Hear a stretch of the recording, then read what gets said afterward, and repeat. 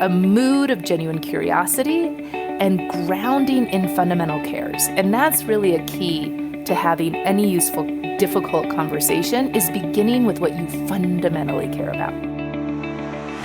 Welcome to Season 3 of Leadership Impact, the podcast for modern executives who are reinventing leadership within their organizations, with your host, executive leadership coach and CEO of the Granger Network, Kari Granger, and me, Paul Adams, CEO of Sound Financial Group.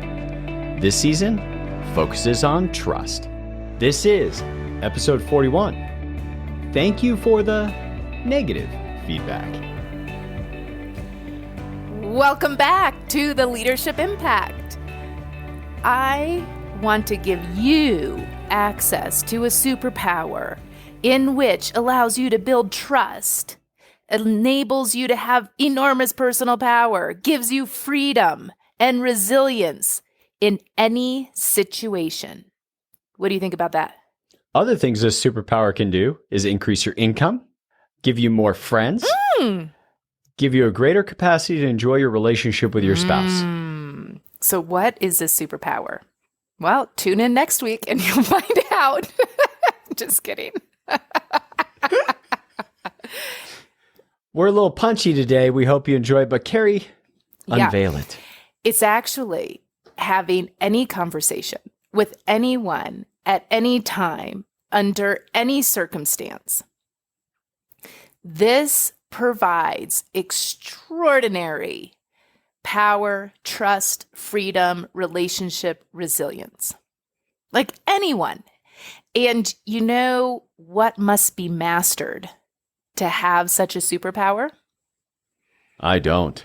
Receiving negative feedback and giving negative feedback in such a way that engenders trust rather than devolves to distrust and blame.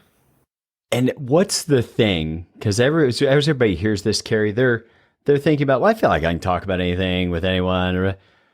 What's the thing that everybody's doing right now in their offices, right now in their families, that's not giving and receiving negative feedback? They're harboring negative assessments about each other. And that is one of the most detrimental things to trust. I mean, it's so counterintuitive. It's like, I don't want to just share stuff that doesn't work. Well, please don't stop the episode now. We're not saying go unleash into the world all the things that you don't like. That is not what we're saying.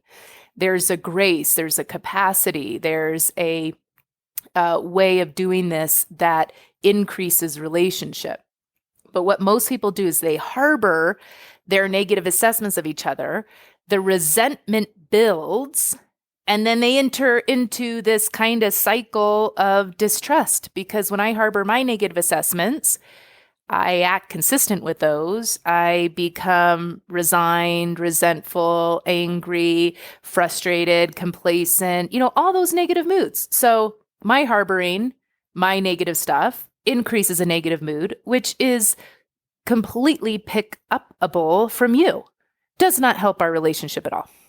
How much does that tie right into what we've talked about in our past episodes around cordial hypocrisy? Completely. Because cordial hypocrisy is basically not talking about what's going on, watching performance culture, whatever, decline, then talking about things with a mood of cynicism where it cannot be addressed. When all the authenticity just goes right underground. Oh, yeah. Because everybody's just being polite to everybody. Yeah, but it's fake polite, Yes. Yeah, and it happens all the time. I can't tell you the number of conversations I have with people in which I'm sitting here on this end of the phone thinking, okay, a conversation could solve this. But there is so much fear in having real, authentic, vulnerable dialogue with others. And I think part of that fear is we don't know how to do it. And the other part of the fear is we anticipate or predict really bad outcomes because we don't trust other people to receive it. So how do we go about, people are probably listening right now and literally cringing at the thought of giving or receiving negative feedback. Like I picture our listeners driving down the road right now with their stomachs just tightened up. They're thinking maybe they should skip this episode. Yep. Yeah. Like, how do you journey somebody through that? You're coaching somebody or an organization on this. Mm-hmm. What do we say to stop them from having this tightness right now so they can hear the rest of the episode? Mm-hmm. Well, one is this is a capacity that we can develop. We're going to start with the way in which you receive negative assessments coming at you. So that's all that's going to do is give you more peace of mind and resilience and capacity to receive. So we'll baby step into it. Well, and even before we get to the baby steps of getting into it, I think it can make sense about what's the why. Like why you don't like giving negative feedback, why you don't like receiving negative feedback. We can read back to some of those ancient writings that one of the worst things that could happen, even the Bible talks about like worst thing that could go on is to be thrown out of your community out with the weeping and the gnashing of the teeth. That literally people worry like, oh, if I give a negative feedback or somebody gives me negative feedback, my life has been working. I've been surviving the way I've been doing it right now already. So when we get negative feedback, it's literally a threat to survival. It feels like the default. Or when we give that negative feedback to someone else, we're going to be breaking relationship in a way that affects our community, and we need our communities to survive. Yeah. So we know that there's a deep biology inside all of us that wants to avoid this, but it doesn't work for high performance. Yeah, and I think that's important. So some of the things that are getting triggered is like my sense of belonging, my sense of safety and security, right? You know, quite frankly, all we've had modeled for us growing up, most of us, I'm not going to say all of us, a lot of us either have modeled, you know, just say things irresponsibly, which does break belonging and safety and security, or don't say anything. And, you know, if you go back way to our first episode, maybe even the trailer of this whole season, we talked about why trust, right? And so that's what you have to have in mind. Why trust?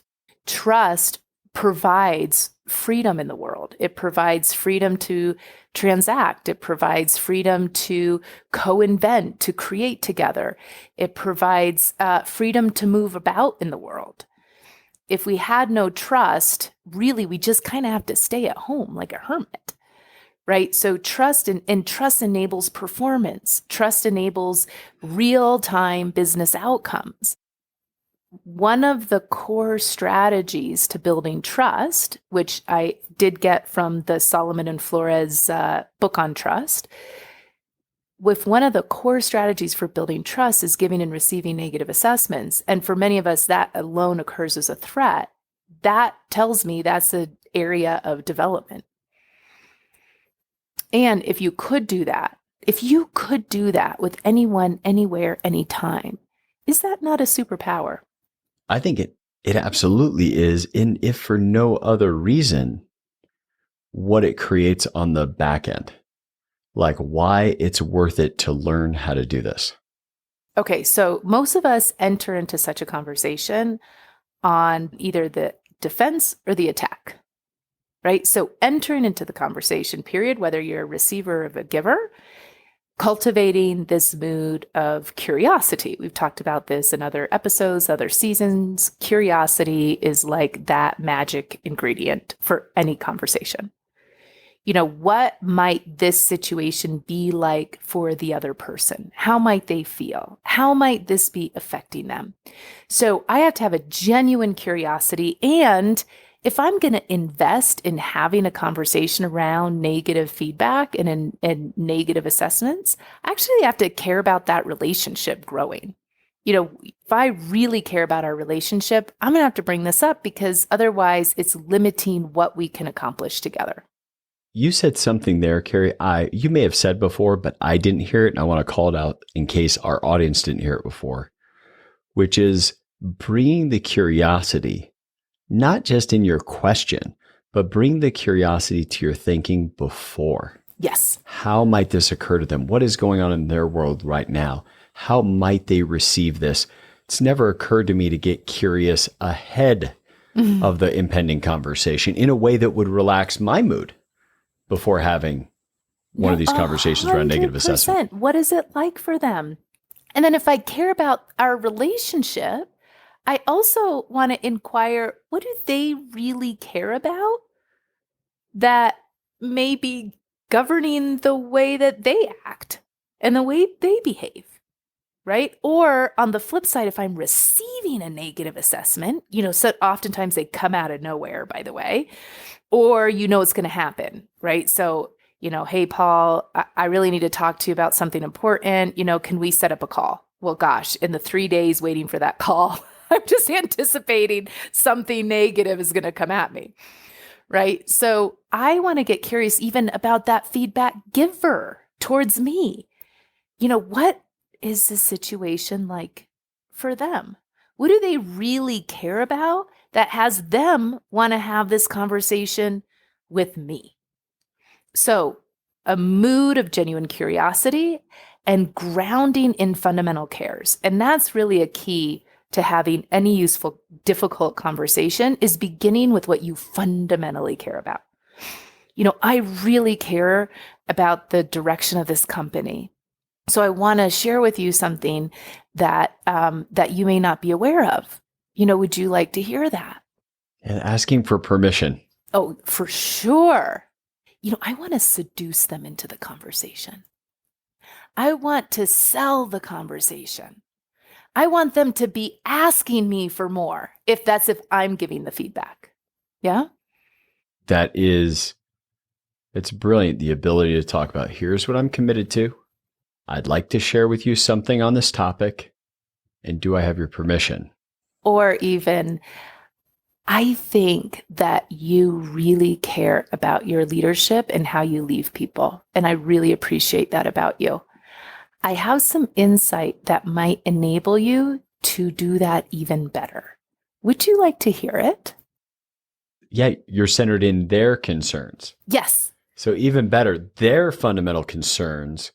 Got something I want to share with you on the topic. Sorry, the cares, their fundamental cares. I want to share something with you on this topic.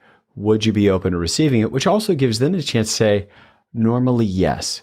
But I just got this news about my dad that I didn't mention. Can we talk about it tomorrow? Like, it would totally open the space for somebody to get themselves in the space to be in whatever conversation you're trying to have with them. And it doesn't come out of left field to them or to you.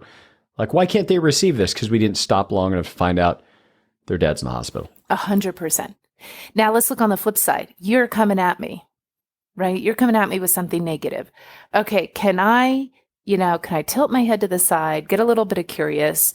He really cares. Paul really cares about something. There's something really important to him that's animating his mood towards me, is animating his assessments towards me. He and I probably don't have the same data available to us, but if I can stop and ground myself in what you possibly care about, and then what I might care about that kind of syncs up with you, the conversation is going to go better.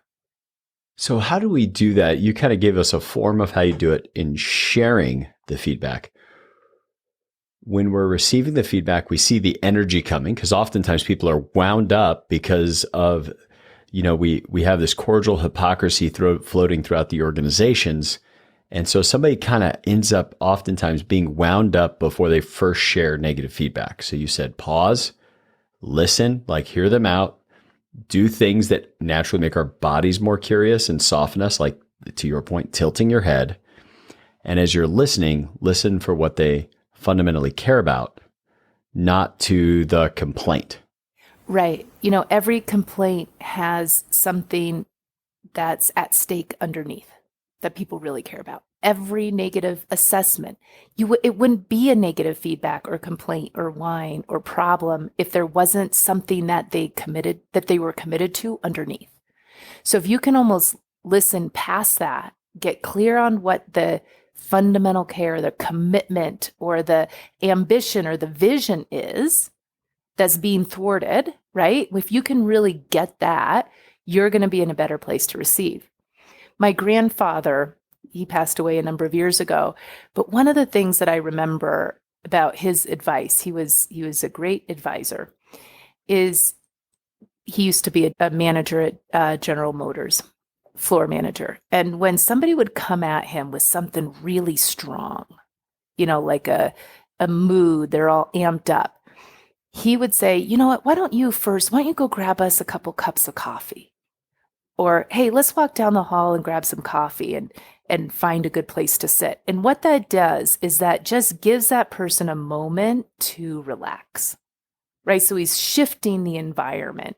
He's having them have to walk down the hall and get coffee and come back. And just in those moments, they tend to, their high level of emotions, the volume gets turned down a little bit. With that, let's just take a short pause for an important message from the Granger Network. Hi there, I'm Lindsay, and I work at the Granger Network. So many people think of the human parts of us, our moods and feelings and personalities, as something to be handled, controlled, set aside in the name of results. But we believe the very opposite is true. Those messy human parts of us, they don't knock us off the path to performance. They are the path. This is what we dedicate our lives to, putting high-performing leaders on the path to truly game-changing leadership by mastering what makes us human. One of the ways we do that is through one-on-one coaching. In the uncertainty of the coronavirus pandemic, this has been a huge support for our clients. If you're a leader looking to navigate that uncertainty, reach out to us on our website, grangernetwork.com, and we'll explore possibilities with you. If coaching isn't your thing, we've got tons of free content on our website as well. So head to grangernetwork.com and let's continue the conversation. And with that, let's jump back to our episode. Part of that, as I hear it and picture that scenario, I really hear that like they are experiencing like, oh, he's willing to stop what he's doing to care about what I care about. So he's demonstrating before he even knows what the fundamental care is. He was demonstrating, I'm going to understand you. Yes. I'm going to listen. And even if it's a big complaint or criticism, whatever it is, you're clear when he says, let's get a cup of coffee and sit down, that he is going to start out by listening. You're not going to get an immediate counter, which sounds like maybe the next thing to do is make sure that when they share it, whatever it is, they are understanding what they're saying and not leaving room for the misunderstanding before a response. Am I hearing that right? Yeah, and I want to set you up to have a good conversation with me. I want to set you up to be effective with me if you're going to give me something negative. And part of that too is just how I sit, how I receive. So Paul, let's do a quick role play rather than just talking about it. Okay. So think of a negative assessment because I have this superpower. I've been practicing so much. You're just not going to throw me off my game. Right. And if you're in relationship with someone, you likely have some negative assessment you could share. Right. And I just like to demonstrate how I can absorb it and quickly shift into a conversation for fundamental cares and then proceed. Okay.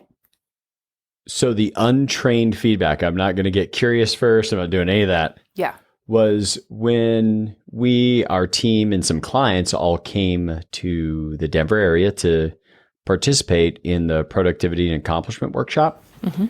While there were some things written, we did not have the experience of there were things written about it's in this building, on this floor, all that, but there wasn't any signage at all. So it left us going into something where we were going to get empowered and educated, etc. But it wasn't clear for us. Like you started out the morning rather than being clear and certain that we were following directions appropriately or not. But it was like going up an elevator, hoping that we're getting to the right place, getting off the elevator, not seeing signage, working our way around, and then seeing everybody. But I noticed for me and my entire team, the first beginning part of the conversation was this degree of uncertainty in our travel. And we were all together as a bunch, but I imagine people who traveled in solo for that may have felt it that much more. Mm-hmm. So first of all, Paul, thank you for bringing that to our attention. And I think you're sharing that with me because you would really, you care about the way that we perform our programs, and then you just really want us to at any moment up our game so we can serve our clients better. Is that right? Or another something that's animating, you're bringing that to me? No, I think you just nailed it. Boy, I really appreciate that. Thank you. I mean, it's just so easy. By the way, did you guys all notice how quickly any energy I brought to it, even in a role play where I actually kind of got myself like half agitated with it? And that was something months ago. And just her pausing. And what I love is that you produce simultaneously understanding. And if I didn't know what my fundamental care was in the moment, and maybe I could have blown up and it would have been expletive laced or something like that, you actually, in your response, not only understood me, but actually supplied me with a potential higher calling than I might have had. Exactly. So say something about what that does, because it made me feel good. Yeah. When you responded that way, even in role play. Yeah, right. Most people aren't connected to what they fundamentally care about. That has us get agitated. You see there is some ideal that you have, but most of us don't take the moment to connect to that. So if I were going to give you that same feedback, the best way I could do it is say, hey, Paul, I love your company and I love what you offer. And I just want to keep sending people your way. And I love to see you guys excel, higher and higher. And I have this thought for you. Can I share it?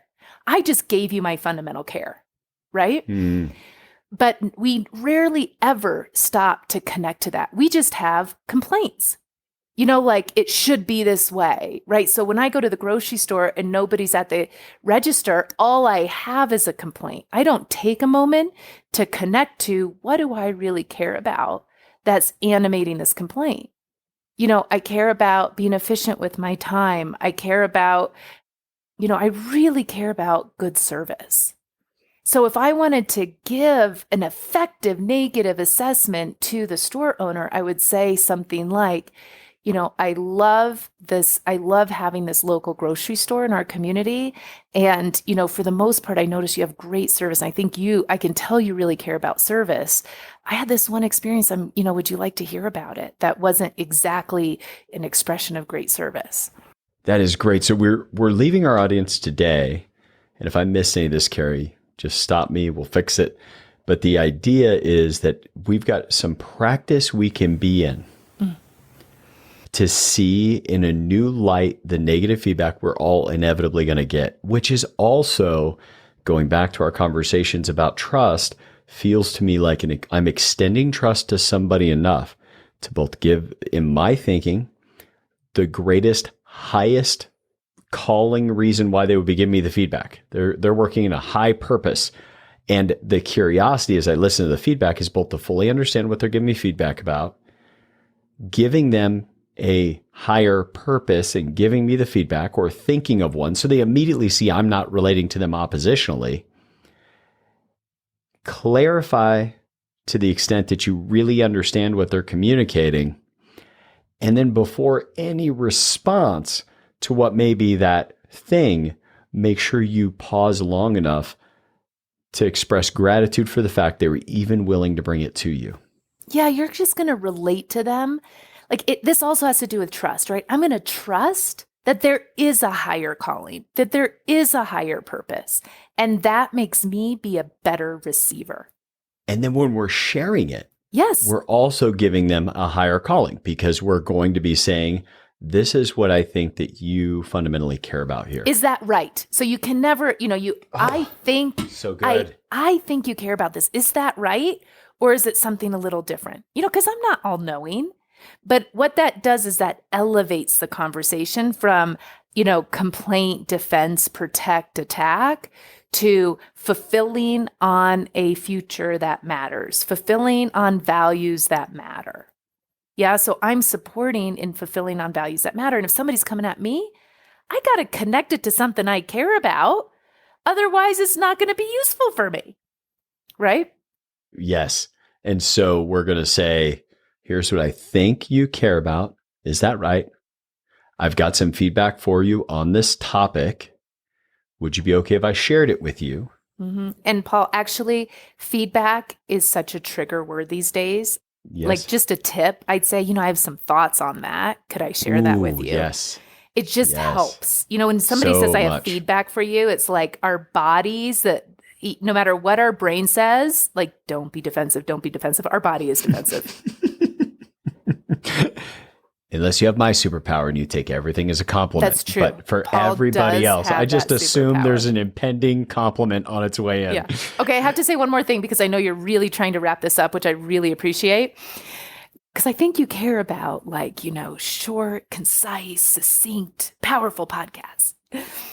Indeed. Yeah. Okay, so there's this great book I want everybody to read. It's called Thanks for the Feedback. And I got to tell you, I'm in this area of development. I train people how to give good, negative feedback. And I learned a great deal from the book. I mean, just in the opening paragraphs, you learned that negative feedback or feedback in general, feedback comes at you. And there's really 3 different purposes. There's an acknowledgement, like feedback can be an acknowledgement. Feedback can be evaluation. Feedback can be coaching. And if you and I are in the different conversations, like I think feedback is acknowledgement, but you're evaluating me, disaster. If you think you're coaching me, but I'm hearing it as an evaluation, disaster. So even like this book is so rich to be able to give and receive feedback. I just want everybody to read it. And we have it on our website, by the way, under resources. You can find, our recommended books there. That's one of the books that we recommend. I think that is great and a wonderful way for us to leave off today. So encouraging all of you as you go through your week this week, take a chance at practicing this week. Don't worry about giving people a bunch of negative feedback to start. Practice receiving the negative feedback. Giving people the higher purpose as they give you the feedback, create a different space and environment to take in the feedback, and see how much things change as you extend trust through taking in negative feedback and increasing performance in your organization. Now, from Kari and myself and everybody at the Granger Network, we hope that this has been a contribution to your leadership impact. Thank you for tuning into Leadership Impact, the podcast for modern executives who are reinventing leadership within their organizations. Subscribe now at Apple Podcasts, Google Podcasts, or wherever you get your podcasts.